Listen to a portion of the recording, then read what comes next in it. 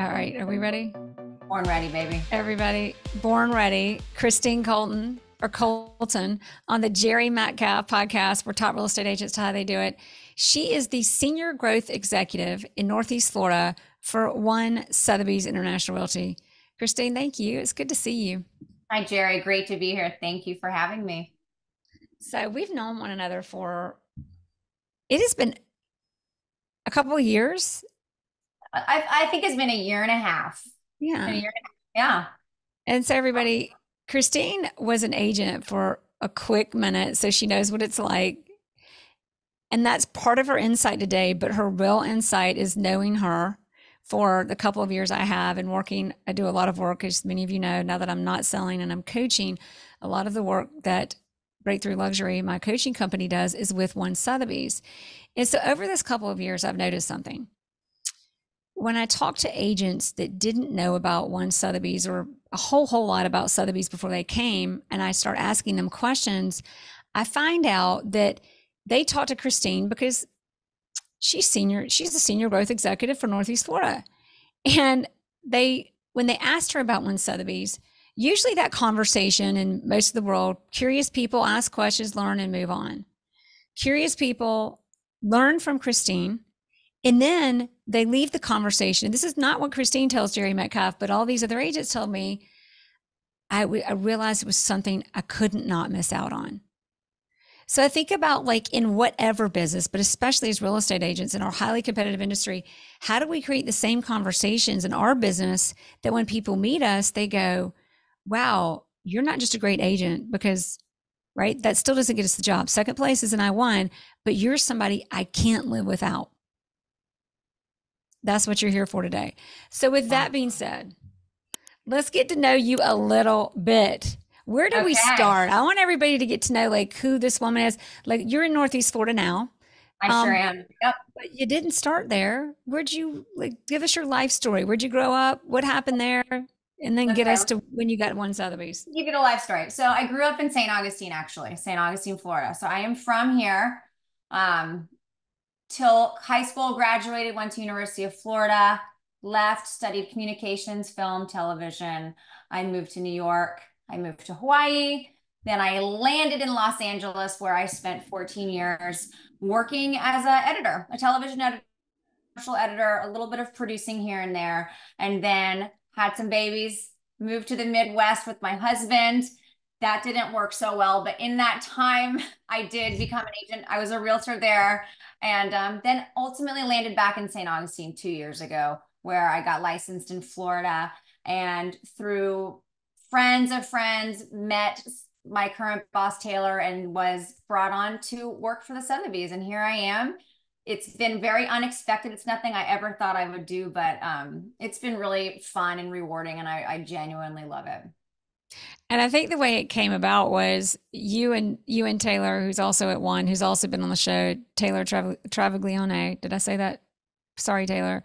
But you and Taylor were talking, and he realized you would be, so you'd been an agent, but you'd never really been like, you're an executive at One Sotheby's with your senior growth executive. But there was something about you. I think there was a connection that he realized you could be a part of that and communicate the message well. So, I mean, I think he and I really hit it off. And, I do have a background, like I said, in television, but a lot of that was in advertising. So, I worked a lot on television commercials and with huge ad agencies and exciting brands. So I did have exposure to big brands and the importance of brands and how to sell them and how to market them. That was essentially our job as editors, was to tell the story of who these companies are and what these brands are and what they stand for. And so there you go. Tell the story. You know what I mean? It's related, and it's not. Yeah, my time as an agent was very short and was just to learn and try something new. And then you never know what life's going to throw you. We're going to go backwards, and everybody, this conversation is going to get to these conversations she has, but we're going to learn a lot about how well you do this, because it's something you just. So a few things, like, oh, can you hear me? Are we good? Yeah, no, we're good. Okay. So I love how Christine skips over. She a lot of big brands. So I'm going to drop a few names. Big brands like Apple, Queen Latifah, what's the NFL, Like, Hmm. Yeah. like brands like that, you were telling their story for them.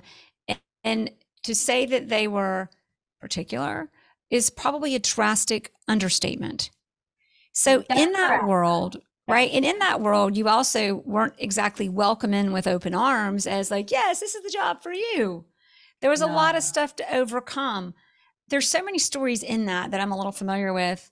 Mm. Um, as you look at, there were great opportunities, great struggles. What was like the biggest, like, wow, this is what I got from this? What was the biggest aha, the biggest success, the biggest thing that's resonated with you from that life in 14 years as being a successful editor and storyteller? Oh, that's a good question. I mean, I learned so much during that time. When I got to Los Angeles, I went after college after a couple stints.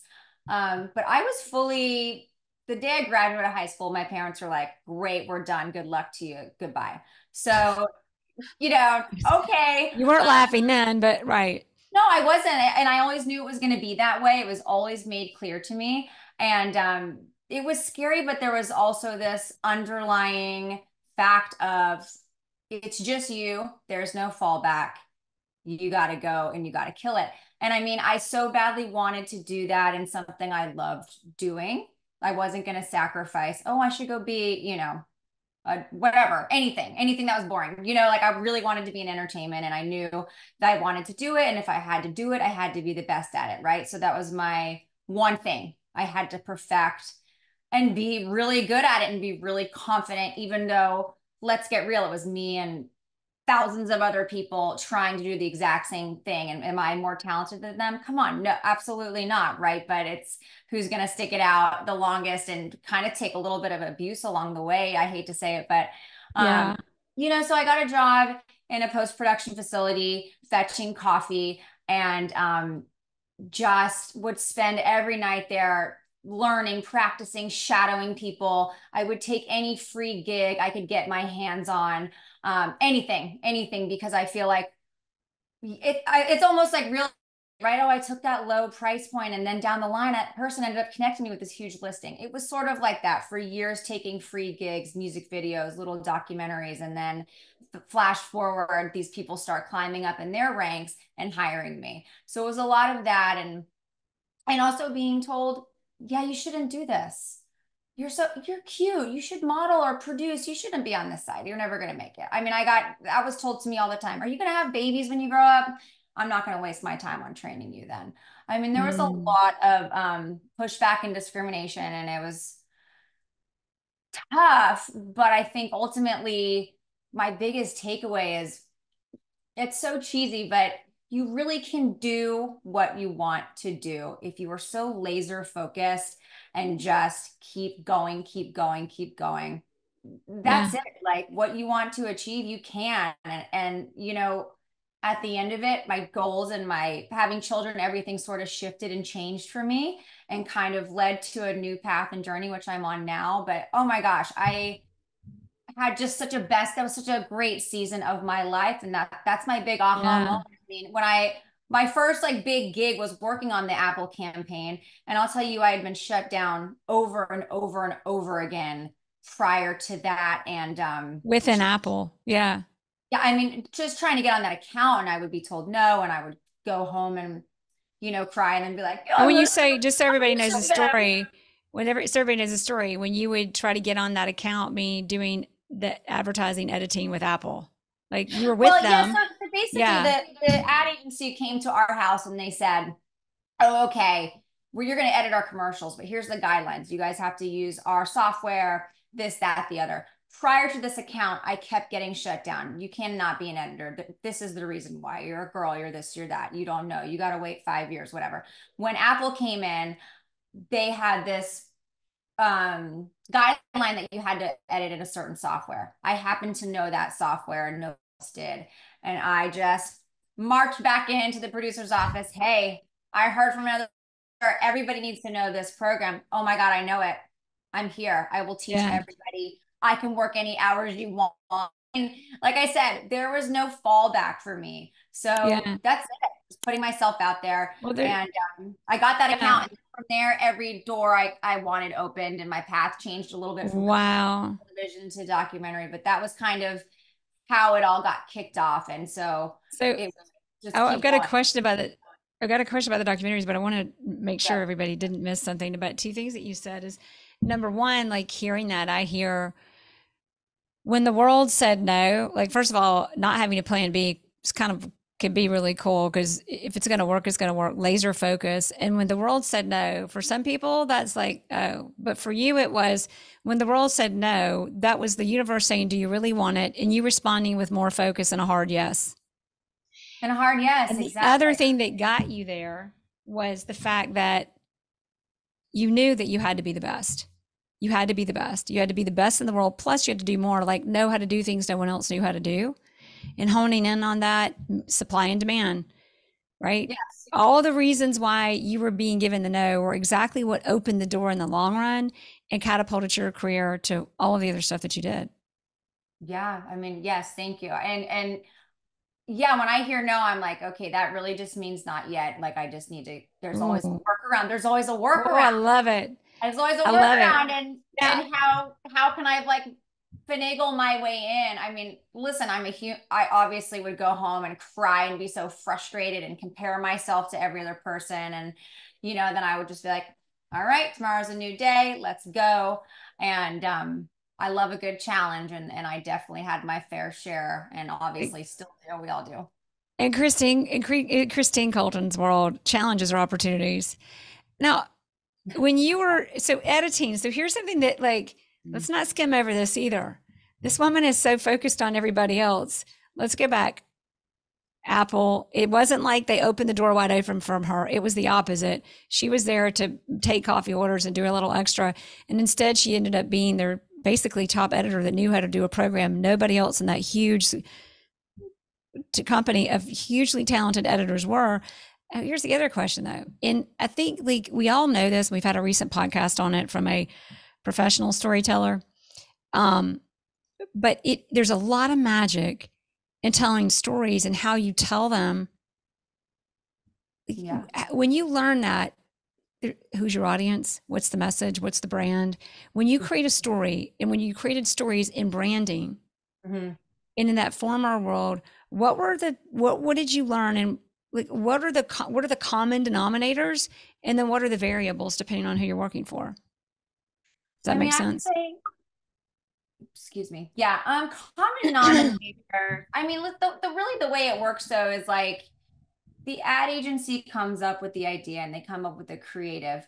You go out, they shoot a ton of footage, and then you're basically handed a ton of footage and expected to kind of execute their vision, right? So, there'll be story producers sometimes behind you, sometimes not, and you're kind of assembling everything and going through the takes and choosing the best angles. And um, it's I get the common denominator for all of them is everybody is just such a perfectionist. Everybody wants it to be the best of the best, right down to like, ooh, can you take 2 frames off that? I mean, it gets very nitpicky, lots of hard hours, lots of hard work, but everybody is so cognizant to protect Precision. their brand and to make sure everything is so perfect. Like these huge brands have the highest of high standards and such a high bar, and it's to the point to where we would work on a commercial and they would say, oh, we don't like his shoelaces, like can we got to reshoot this, or can we fit a new shoe? I mean, just these little minute things as a Yeah. reviewer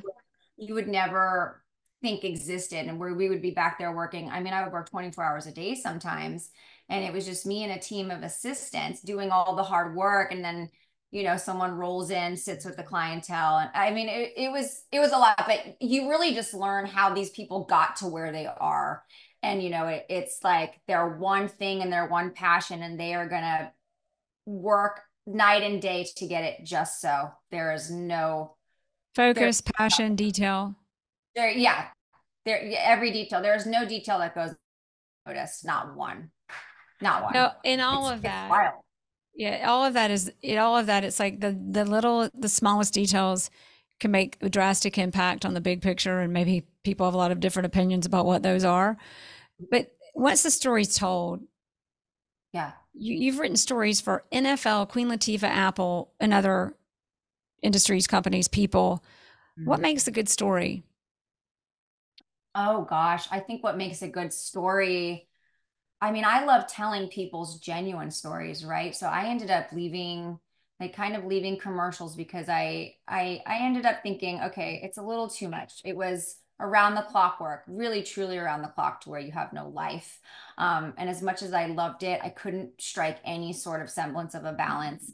I mean, it was becoming not enjoyable, honestly. And I did Yeah. realize I love telling people's genuine stories. I loved people. I love to listen to people and hear what they're saying, like genuinely hear. And I think that's really something I found out I was good at and I enjoyed. And so I shifted into like documentary and stories like that and being able to watch 20 hours of footage and assemble, a 10-minute mini documentary on it. But I think having an ability to thread a story in your mind, I want to hear where people come from. I want to hear what drives them, what moves them, what's important to them, like the real things, the real things. Yeah.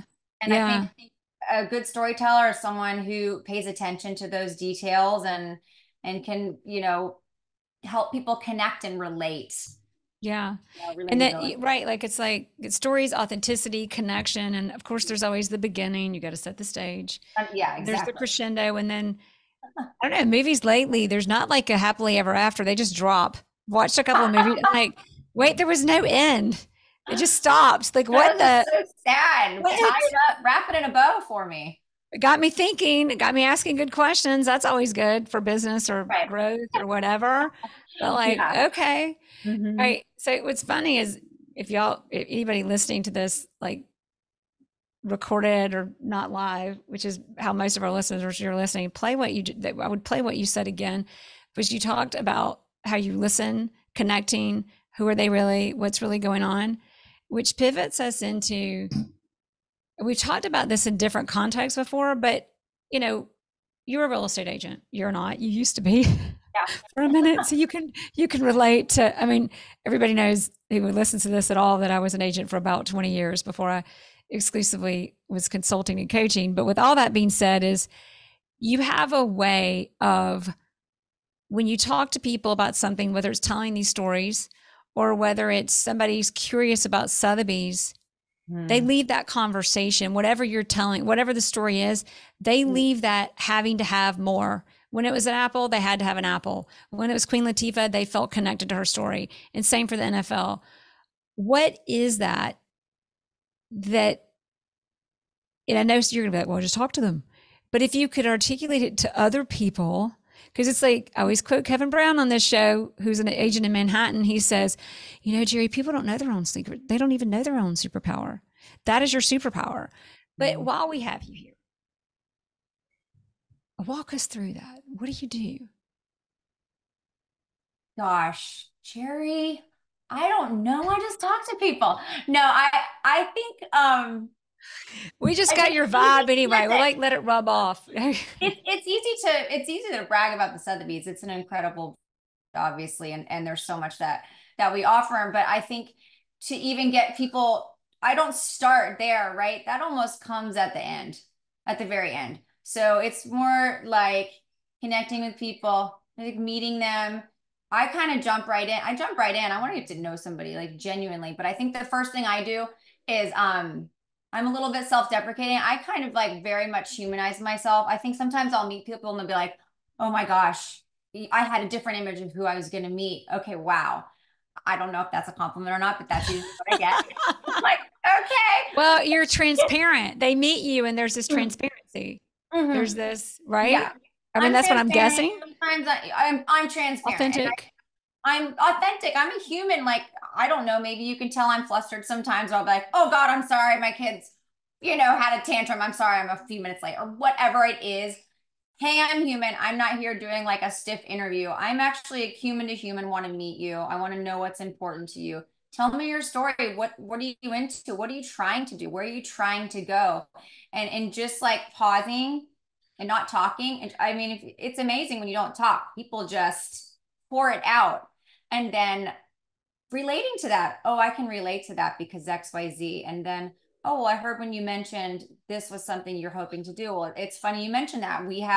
this offering and that offering. So honestly, I think it's showing a little bit of yourself and revealing maybe some of your own weaknesses or goals and experiences you've had, and then genuinely just listening to what it is they want from life and where they've been in Yeah. the past and where they'd like to go. And I think just taking that in and then tying in with what we can do for them is awesome. Yeah. And what I just think what Sotheby's is. people respond to that. People respond to that. But I think it's for I would never sit down in a meeting and be like, "Hey, you need to come here because and like list off statistics." I Well, isn't That's not that what I ironic? Well, you being that you were an agent for only a minute, isn't that ironic? Because in real estate, there's such a focus on the listing presentation and sitting down and making sure they tell everybody why they're so great and what the statistics are. And yeah. what's so beautiful is you just nailed it. It's like, no, there's no. Like, if I have to tell you how great I am, maybe I'm not that great. Yeah.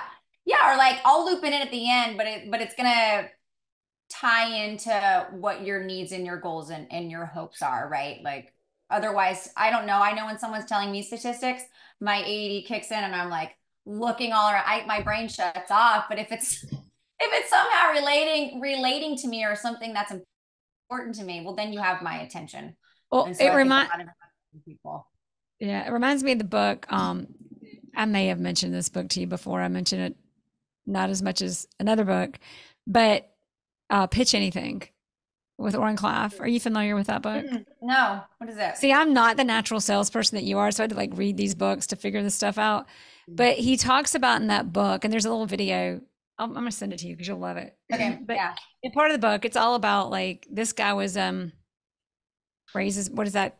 Oh my gosh, Capital Ventures or whatever. He raises money yeah, for smaller yeah. companies, and most people raise a few million. He raises like I think a few hundred million or maybe a billion, or he raises a lot more money than most people Yeah. do for small startups. And so he wrote a book about it, and he says he wasn't a natural, but he says that what he learned was when people buy something, when people are selling something, they know all of the logistics and the stats and all of that stuff about how it works. But people buying things, they're not even really looking to buy. And if Right, they are, they're not interested in that. That's not appealing yet. Like they're not the expert. What they're right. looking, what if you're going to grab somebody, anything's getting anybody's attention, it's well, here I fast forward to what it really is, especially in business. Is there a solution you have that solves a problem I don't have a solution for? Are you a solution to a problem I don't have a solution for? Mhm. Which is that's what he calls the limbic system, or he calls it the croc brain. It's your limbic system. But like there's a part of your brain that processes information. Like Yeah. right now you're ADDing like Jerry, seriously, because you're in limbic brain. Like right, but because limbic brain's like, look, can I sleep with it? Can I eat it? Or am I afraid? Yeah. And usually if there's something that a salesperson does, that limbic system stuff the neocortex, the thinking rational, let me explain to you stuff, makes the croc brain or the limbic system go, oh, bye, and run away. Hmm. Hmm. But if you're like, oh, I have that problem. Yeah. Oh, you no, I've not heard that solution. Or I always remember I was in a situation where when I was an agent, I just needed a PR company.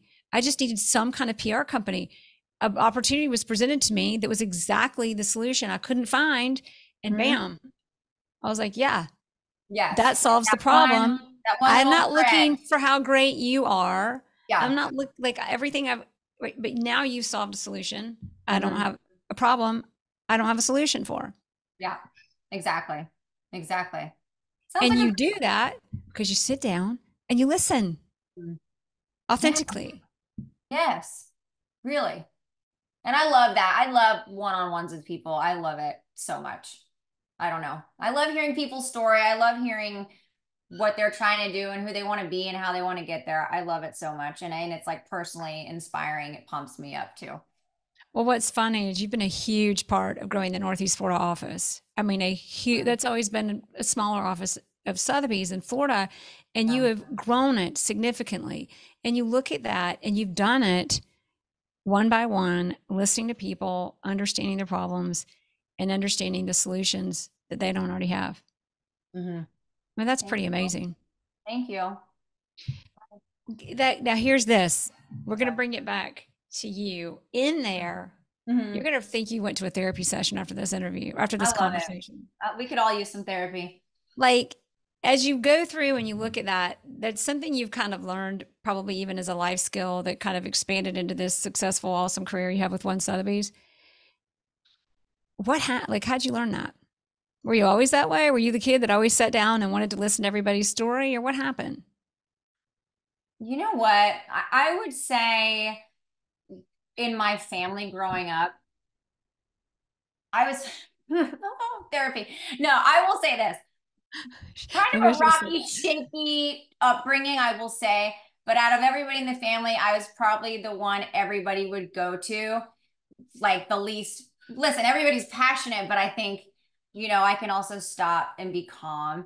And so I was the family member individually, everybody would come to straight up dump their feelings on me. And I could say, yeah, hug, hug, hug, and listen. anchor.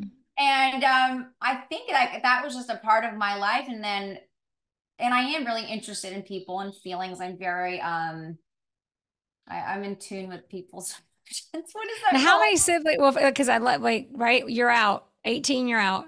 How many siblings did you have? Just me and my sister. And And my you were older or sister's younger? she's 7 years older than me. I'm Oh younger. yeah, and you're the I'm baby younger. sister. I'm the baby sister. And yeah, my mom, my dad, my sister just dumped, and then other family members. And so I listened. And being an editor, when you're sitting there at the computer screen and you're doing what you're doing, you have clients sitting behind you all day long, just watching you, and then sometimes interjecting. And you would be surprised the stories and the secrets and the things people share with you when you're locked in a room with them God, it for sounds like being a real estate agent. yeah, 14 hours a day, you and like two people in a room on a laptop, on a computer, not a laptop, but you talk. And as an editor, you're listening. You're Yeah. listening, and so there was a 14 years of that.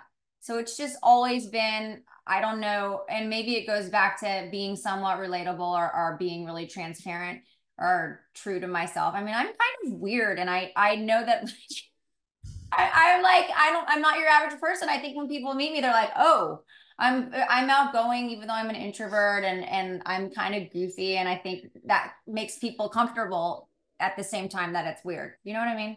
Well, it's just who you I really like are. to We're know all that. weird. I mean, like, who's not weird? Well, I I think think I just we're, put it on display a little bit yeah. more than others. It's like back to the authenticity. Like, people Mm. don't want, they want the real thing. People pay good Yeah, money for the real thing. they get the real thing for better or for worse, but listening, I don't know, always comes natural, and that's how you can really understand somebody. And so it's just kind of ingrained in there, I think. Tell us a little bit about being like, I just love to hear it because you're so funny when you talk about being a real estate agent. Tell us a little bit about, spend a lot of time helping agents grow their business, helping grow the One Sotheby's brand, being an ambassador, being someone that understands how to communicate a Mm, brand to someone who goes from curious to missing out. mm, Um, mm. but before all this, you were a real estate agent. I was like a little blip on the radar. So when I left Los Angeles, about a month before I gave birth to my second child. Um, And you've and got three no, just two, or just two, two. just Keep two. wanting everybody to have more kids than they have. But anyway, Well, I have a dog, so it feels like three, and a that's husband, it. so now I actually have four. But we moved to his hometown, and I have the intention of, okay, I'm going to step out of entertainment now, because when I work, I'm all in, right? So the hours were just insane. Really hard to pull myself away, right? Like I would say, I have to go home now, my son, but I just couldn't, right? As soon as you go to bed, I'm up all night. And so I just knew I needed to walk away to have the family life and culture I wanted to have. So left, went to Oklahoma City, where my husband's family is, and he wanted to take over a company, whatever. And here I am, a stay-at-home mom. That was weird. I've been working since I was 14. So that, it was, I'll never, I'm so glad I did it, because I really got to be with my kids and experience all of it for better or for worse. But second year in, I was going absolutely insane. Like, okay, I need to use my brain. And I was always interested in real estate, and I bought a home in Los Angeles, probably in like a very dangerous neighborhood at the time, where everyone's telling me not to buy. And I was like, that's right. It's positioned near all the movie studios, this, that, whatever. And bought it, sold it, made a lot of money on it. And that right away, I was like, wow, that was cool. So I decided to go into real estate really just to use my brain and learn something new that I thought was interesting. I had my kids in a program till like 1 in the afternoon. So I basically had some freedom till 1. So Well, really, now we know why that was short lived. I'm kidding.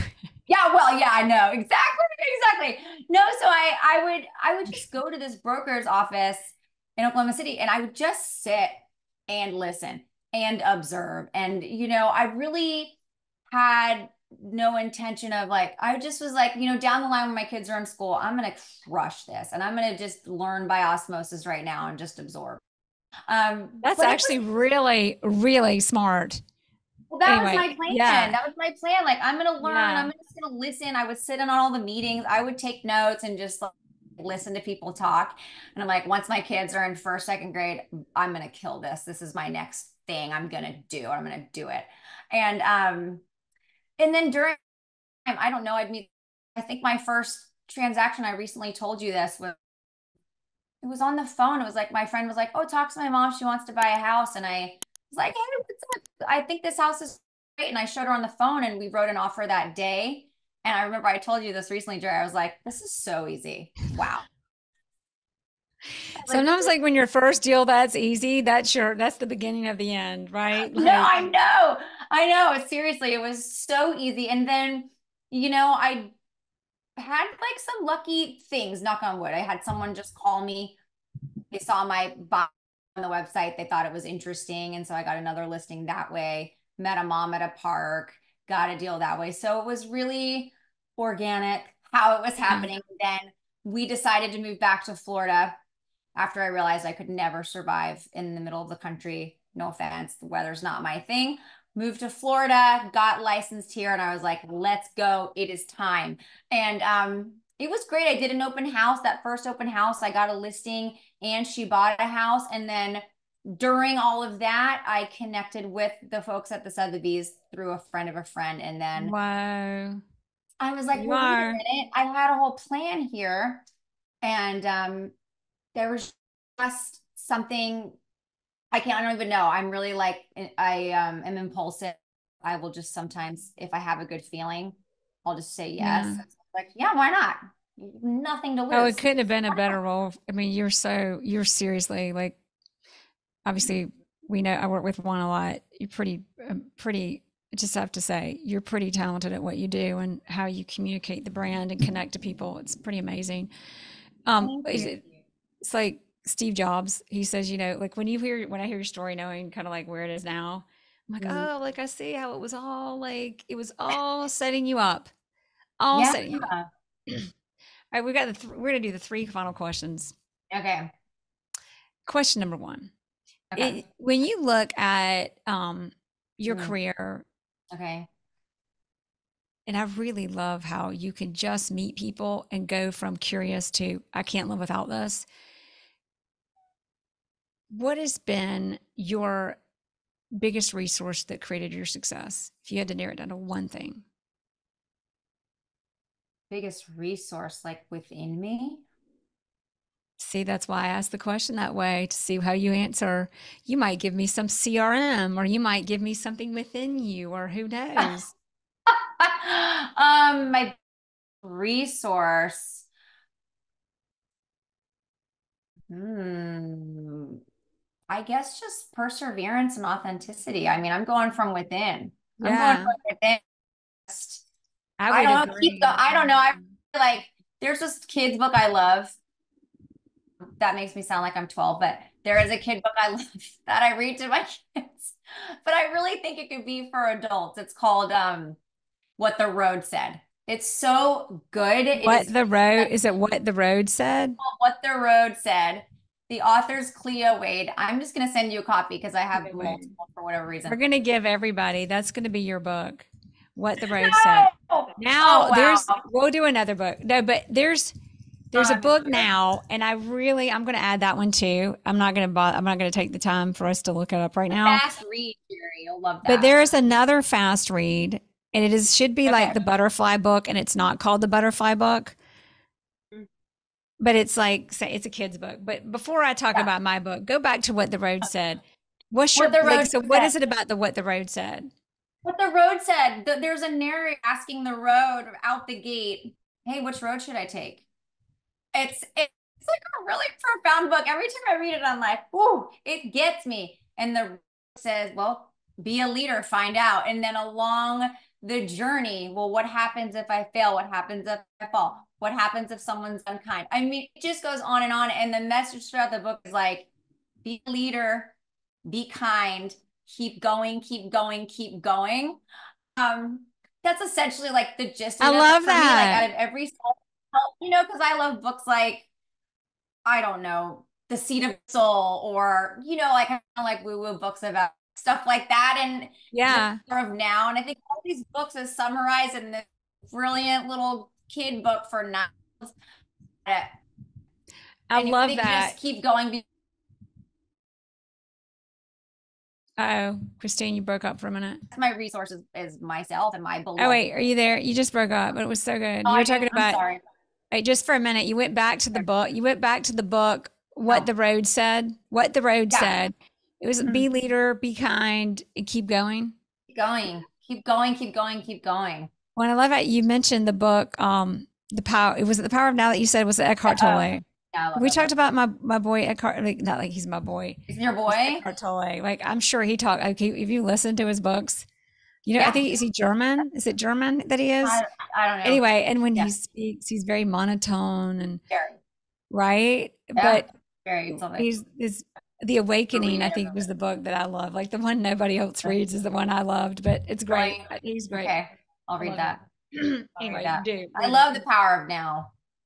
The Power of Now. Oh, I read that whole story and how that came down. There's another book by David Hawkins called, oh gosh, now I can't remember the name of it because I want to remember it so badly. It's the David Hawkins book. And it was the Uh, same thing. Like he just has like this, he just comes in this state of being. He just mm, sees the world through a whole different lens. That's the power of now, right? Isn't that what happened to him in that book? Yeah. I know. Yeah. And just, you got to just live in your exact present moment. Nothing to do in the past. No guarantee in the future. And just, I mean, that's something I think about it every day because I'm very much like constantly running lists, replaying things that happened in the past, thinking about the future. And I'm always like trying to come back to the present moment. Always, always. I mean, that's where it is, right? It is, baby. Or I've got it. The book, my book is called Hope for the Flowers. And it Uh-huh. basically talks about all the caterpillars are climbing on top of one another, trying Uh-huh. to get to the top.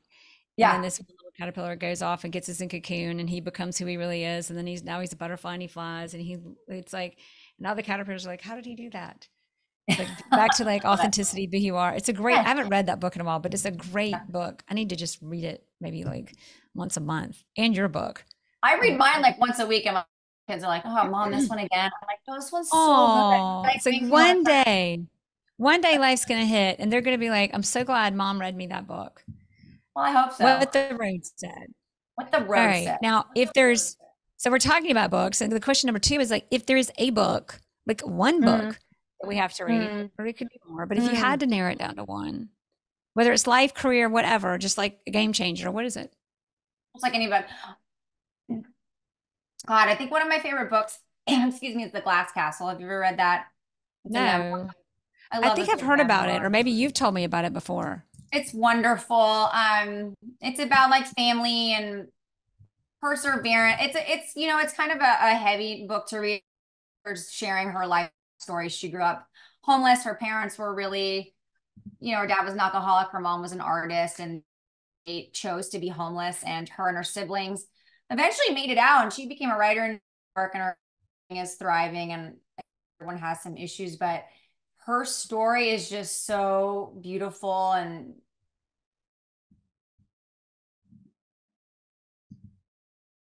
Oh, you broke.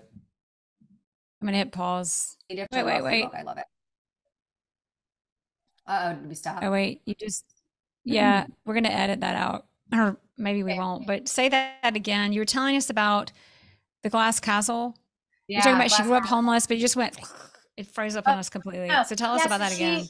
Glass Castle, Jeanette, I think her name is Jeanette. I can't remember her last name. Walls?